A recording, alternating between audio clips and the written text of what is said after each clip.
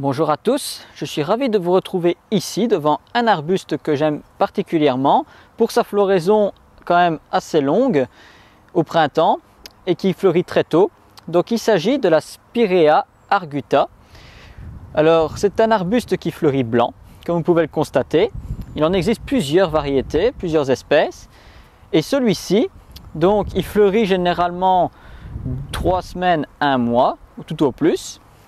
C'est un arbuste qui n'est pas très compliqué à vivre, il suffit d'un sol neutre, il supporte tous les sols, mais le neutre c'est l'idéal pour lui. Il adore le plein soleil, voire la mi-ombre, pas à l'ombre sinon vous aurez moins de fleurs. La particularité de cet arbuste, c'est que donc il se remplit de fleurs blanches, comme s'il avait neigé dessus, floraison au mois d'avril en tout cas.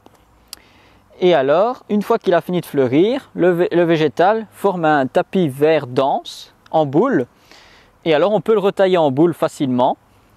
Une fois que donc, la floraison a développé, on peut voir les nouvelles pousses qui arrivent tout autour de la plante. Il a un attrait aussi à l'automne, c'est que les feuilles deviennent jaunes avant de tomber. Il est caduc. Les feuilles jaunes, donc ça permet d'avoir une autre couleur dans son jardin à une période de l'année.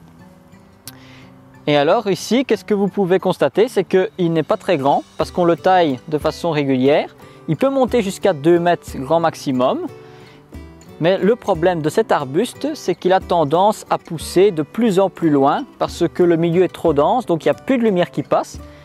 Et donc, il va pousser de plus en plus sur les extrémités. Et les branches sont arquées, donc il a cet effet retombant un peu pleureur.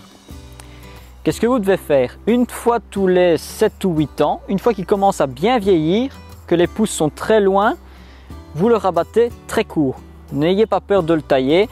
Plus court vous allez le tailler, plus vigoureux il va être, parce que toute l'alimentation qu'il devait faire à ce niveau-ci, il va devoir la concentrer au même endroit. Et donc vous allez avoir des pousses très vigoureuses, peut-être moins de fleurs la première année, mais vous allez refaire un buisson compact et rempli de fleurs l'année suivante. Quand je parle de taille, bien sûr, ça se fait toujours après la floraison. Donc même si vous voulez le tailler drastiquement et qu'il n'a pas beaucoup de fleurs, pour en profiter, autant en profiter. Une fois qu'il a fini, vous le rabattez. Et donc c'est un arbuste qui s'associe très bien dans un jardin avec n'importe quel type de plante, qui fleurit à la même période ou pas. Et donc voilà. Et un point à ne surtout pas oublier, c'est très important, c'est la période de plantation. Pourquoi ? Vous allez le planter quand? En pleine floraison? Au mois d'avril? Quand on le trouve en jardinerie? Eh bien non. Il y a 2 raisons. La première, vous allez le planter. Vous allez avoir un été caniculaire. Il va faire très chaud, très peu de pluie. Votre arbuste, que ce soit celui-là ou n'importe quel arbuste ou plante, il va souffrir, il va avoir un coup de stress. Et donc, ça peut nuire à sa santé et à son développement. Donc la meilleure période de plantation, ça va être en automne, généralement au mois de novembre, décembre. Quand les jours sont plus courts, la sève redescend, on favorise d'abord le système racinaire et après, quand les racines sont bien ancrées, au printemps, il peut pousser naturellement et sans problème. Vous allez gagner du temps. Et alors surtout, il faut faire attention, ne pas le planter en période de gelée. Si votre sol est dur comme du béton parce qu'il a gelé, il ne faut surtout pas le planter parce qu'une fois que vous allez le mettre en pleine terre, arrosé ou pas, les racines seront vulnérables et risquent de brûler avec le gel qui peut rentrer. Donc généralement, vous le faites hors gelée. Mais il y a encore autre chose.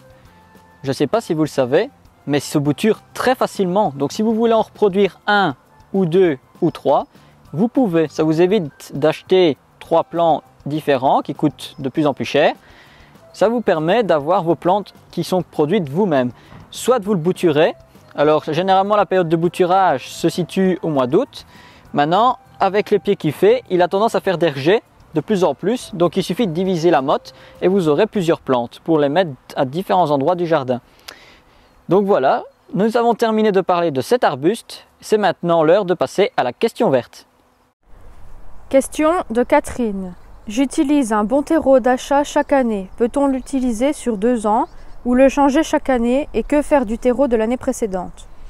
Donc il faut savoir que le terreau que vous achetez en grande surface ou dans des pépinières, c'est un terreau qui est riche en oligo-éléments, en matières nutritives pour les plantes et donc elles vont puiser ces éléments nutritifs Et qu'est-ce qu'elles vont faire? Elles vont puiser tout ce qu'elles ont besoin et appauvrir le sol.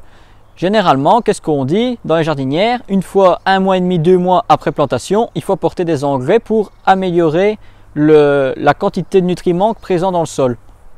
Si vous le laissez 2 ans, la deuxième année, vos fleurs auront déjà une moins belle vigueur, moins de fleurs, elles auront plus de mal à se développer parce qu'il y aura, il y aura moins de présence d'oligo-éléments. Donc, une fois que l'année est finie, l'automne arrive, vous changez le terreau par du nouveau complet, et ce terreau usé, on va dire, vous pouvez le mettre dans votre compost ou dans votre potager et vous l'incorporez à votre sol, et dans le compost vous le laissez se dégrader. De cette manière, vous avez déjà une base sur laquelle viendront s'ajouter des minéraux d'autres matières qui vont se décomposer à côté. Donc voilà, j'espère que cette réponse vous convient et on se retrouvera très bientôt pour un nouveau sujet. Et n'oubliez pas, le jardinage n'est pas une corvée mais un retour aux sources.